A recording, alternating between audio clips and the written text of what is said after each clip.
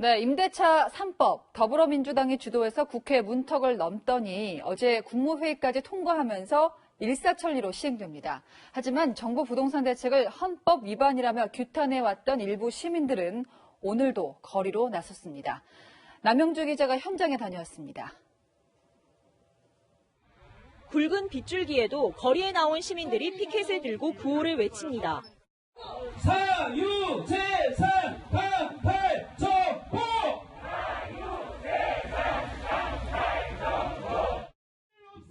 오늘 집회에는 임대차 3법과 6.17 부동산 대책에 반대하는 시민 3천여 명이 모였습니다. 참가자들은 임대차 3법이 소급 적용돼 재산권이 침해당했다며 정부와 여당을 비난했습니다. 왜 정부가 국민들의 사유재산을 자기 마음대로 간섭하고 임대료를 제한하고 어길 시에 무거운 직벌적인 과세를 한단 말입니까? 또 임차인도 국민이고 임대인도 국민인데 왜 집 가진 자를 적폐 투기꾼으로 모냐고 목소리를 높였습니다. 왜 국가가 이 개인의 재산권에 제한을 하는지 우선은 그 근거를 알고 싶고요. 그리고 이 임대차 3법을 철회했으면 좋겠습니다.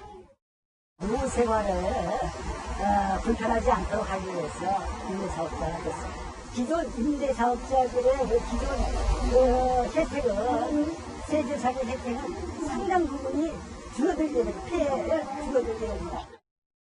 참가자들은 문재인 대통령에게 신발을 던지는 퍼포먼스도 이어갔습니다. 또 더불어민주당 당사까지 행진하며 김태년 민주당 원내대표, 김현미 국토교통부 장관에게 면담을 요청하기도 했습니다. 태릉 골프장을 주택부지로 활용한다는 방침에 반대하는 주민들도 집회를 열었습니다. 그린벨트에 아파트가 웬 말이냐? 정부의 부동산 대책을 놓고 반발이 터져나오면서 혼란이 가중되고 있습니다. 채널A 뉴스 남영주입니다.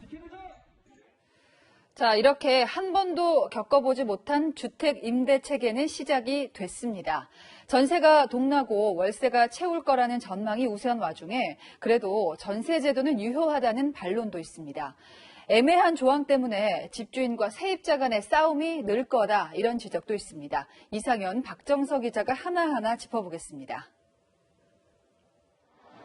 서울 강남구의 한 아파트 전셋값을 2년 전과 비교해보면 4억 원 후반대에서 6억 원 초반대로 27% 정도 올랐습니다. 그런데 어제부터 시행된 임대차 보호법에 따르면 앞으로는 전세 계약을 갱신할 때 27%의 5분의 1 수준인 5%까지만 올릴 수 있습니다. 지난 54주 연속 이어진 전셋값 상승세를 어떻게든 막아보겠다는 정부 의지가 반영된 겁니다. 하지만 이렇게 되면 전셋값을 마음대로 못 올리는 집주인 입장에서는 앞으로 월세를 선호하는 현상이 뚜렷해질 수 있습니다.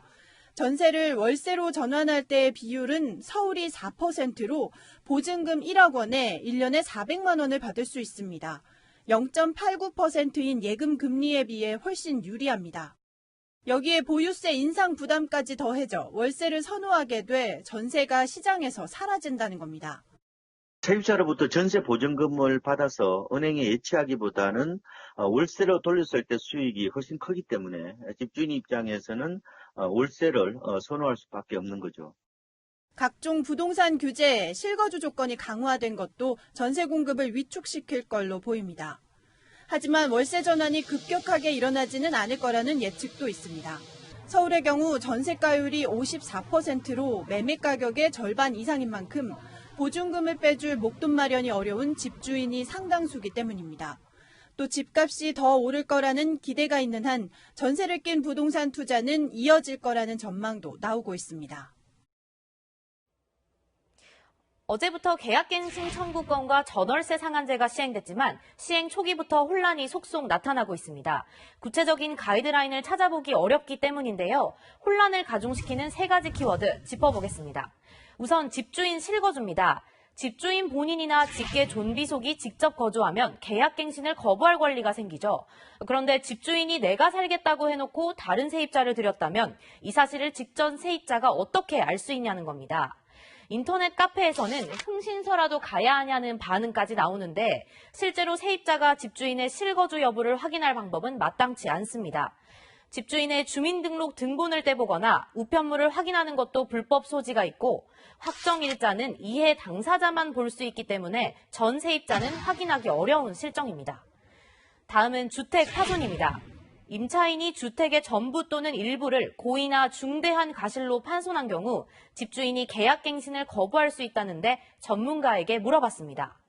그래서 파손되는 부분이 자본적 지출로 수리를 해야 되는 경우라면은 아마 계약 해지 촉구가 될 수 있습니다. 그러나 이제 이 자본적 지출의 그 범위와 한계가 정해지지 않아서 애매하게 됐기 때문에 임차인과 임대인의 다툼이 있을 수도 있습니다. 네, 그러니까 주택이 어떻게 어느 정도 파손돼야 갱신 거절 사유가 되는지는 법만으로는 알 수 없다는 겁니다. 마지막으로 법 시행 이전에 집주인이 새 세입자와 가계약만 했을 때 법 적용 대상인지 혼란스러워하는 경우가 많은데요.